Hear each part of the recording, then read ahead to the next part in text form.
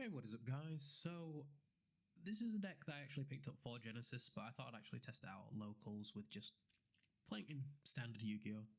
It's going to be weird saying that, oh, it's standard Yu-Gi-Oh! Yeah, so I've kind of come out of playing Solid and all the more competitive Earth decks and decided to just play Garbage Tier for Eternity because it's fun actually playing this deck. It's really, really fun playing it. The only thing is I'd probably change, I might change it up to Magic Key variant, and there are a few traps that I do want to play. I've avoided playing certain cards that are probably good to play in this deck because I just like playing the combo stuff and not locking out my opponents, but I will actually let you know what cards need to be changed in it to be a bit more competitive. But yeah, into the list we go. So I play one beta. So this is the Drytron that was kind of terrible, that no one played for a very long time because it never came up, but its effect is the same as all the Drytrons, where you contribute a ritual or a Drytron to summon it, and it adds a banish card. So because of the new Dad monster, it's actually semi-decent now, because you can add some of the banished stuff back. I play one Alpha. I don't need the second one because just space and names, really. I'd rather play one beta and one alpha than the two alpha. One Drytron. This card used to be terrible, but now because it's an extender, it actually gets to some other stuff. So this is the Drytron that when it's summoned, you can add an Drytron or a Drytron spell from your deck to your hand. I mainly use it to search Fafnir because my locals, Fafnir is actually kind of good because it messes up with Mitsu stuff constantly, and it is quite funny to do it. I play two Gamma. I don't need the third. The third's never really come up because we have enough names to be able to get through combos. So, yeah.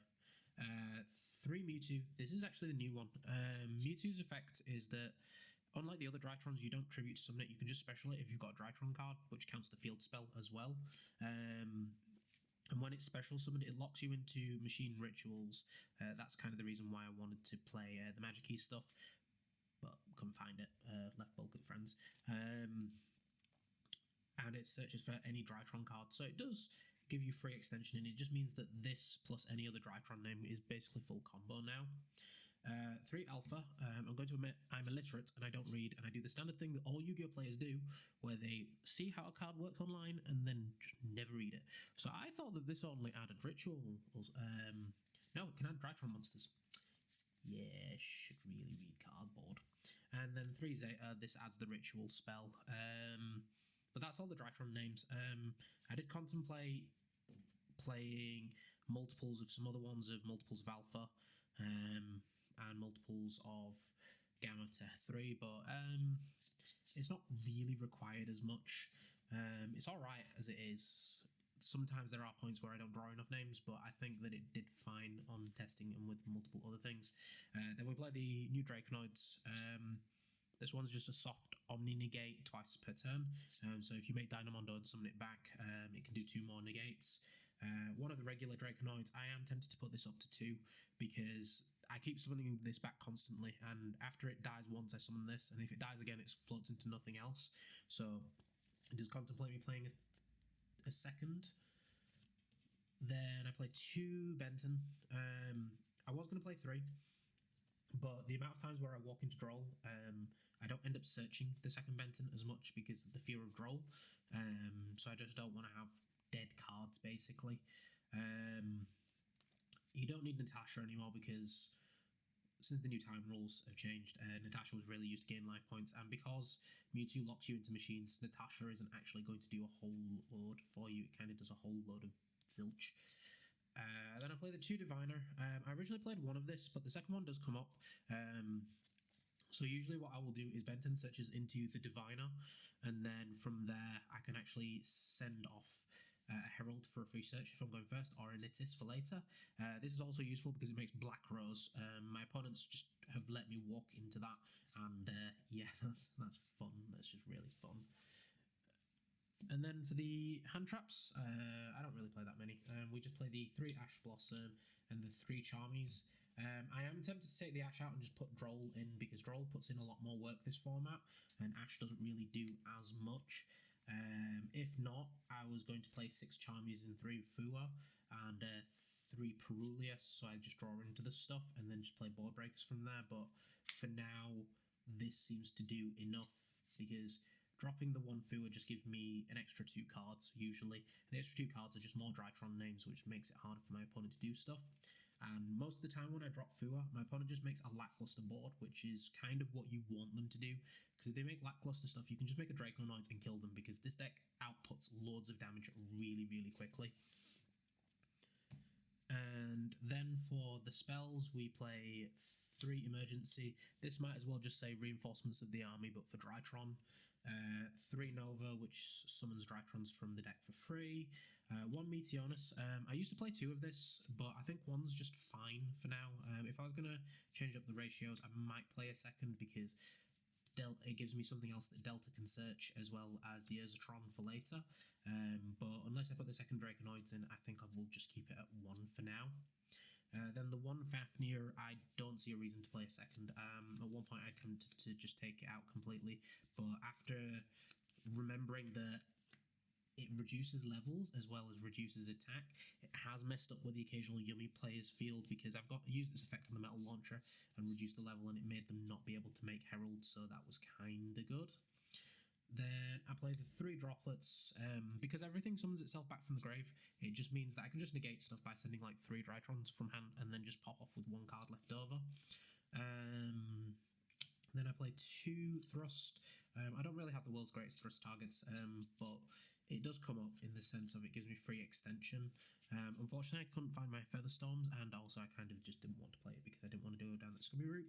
But if I was actually to play this a bit more properly at my locals, I would actually play Featherstorm as the target for this, because rank 1 wins are really easy to make in this. Then Foolish, this is just another Drytron name. Talents, which usually get searched off the thrust, and the 1 Called By, because it's Called By. But yeah, that's it for the main deck. Onto the extra we go. So I play 1 Anima. I was going to play Linkuriboh, but I feel that Anima comes up a lot more. Fair enough, it does get wasted quite often, but it's still the fact of it puts in more work, because if my opponent summons stuff the wrong zone, I just absorb stuff and summon Draconoids and they die basically. 1 Dynamondo. This allows you to get some of your ritual stuff back into your deck, so you get your Bentons back for later, as well as you make it with IP during your opponent's turn as a disruption, and you can revive back the Draconoid, so then you've got 4 negates. The 1 IP, which was just explained a minute ago, and the 1 SP. Yeah, I don't really need a reason to explain SP. SP is just SP. Then 1 Black Rose. I am tempted to put this in the side deck because it doesn't come up as often, and now that my locals knows that Black Rose is played in this, you kinda don't want to play it anymore, because it works when your opponent doesn't know that it's an option, but the moment they know that it's an option, they will always out the Diviner straight away, and then this card just becomes useless. 1 Herald. This gets sent off the Diviner for your free searches. 1 Dawn Dragster. This is actually what the Diviner turns into later down the line. And then 1 Nittis. This gets sent off Diviner for free pops. Usually I use it to out the back row, so then I can make Zeus a lot more easier. Then 1 Assemble Nightingale. This attacks directly. Then you make Downard, and then you make Zeus, and then your opponent just cries. 1 Typhon. I don't tend to summon Typhon that often. I feel like I just lose every time I summon it, because in the Mitsu matchups, they just kind of out it with anything, and every other matchup, they out it with anything. So this kind of card is just, you just kind of lose when you summon it, but I still play it because it comes up now and then, and the occasional Blue Eyes player at my locals, it appears. And then the best card, Fafnir. This is Foolish Burial, and this is the whole ritual requirement for Dad. Now, fair enough, I would love it if I could have actually kept it on the field most of the time, but every single time this gets summoned, it gets negated. So, yeah, that sucks. And then into the extra deck, we play 1 D-Barrier. I am contemplating putting it up to 3 because I do like hard drawing it instead of just getting it off the thrust, but for the locals that I played, I just tested it out at the 1 and subtracting the DDD player, it didn't come up because Yummy, I declare ritual so they don't make the Mitsu stuff, so then they just make the Yummy stuff that I can out, but it doesn't do as much as I'd like it to.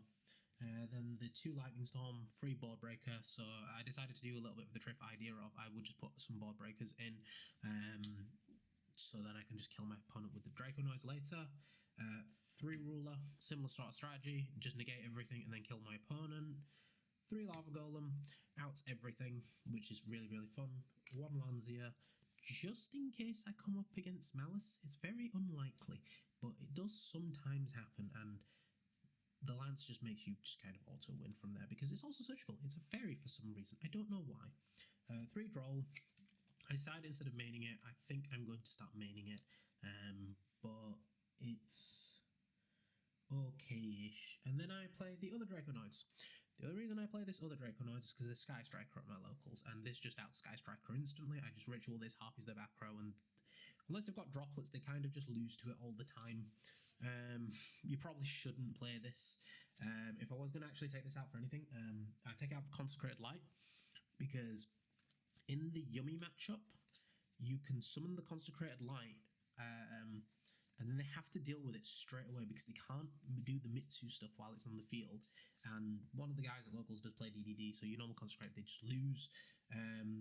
This probably should also be a Vanities ruler, and the only reason I'd side the ruler instead of maining it is because it is a dead card going first, but going second, well, it is a dead card going second, but when you go first, it is absolutely amazing. It's just, unfortunately, I have the world's worst luck with die rolls, so yeah. Beyond that, that's the entire deck. If anyone has any suggestions, that'd be great, because I don't really play this often, and I'm still trying to make it fun but casual. But yeah, I'll be signing out. Peace.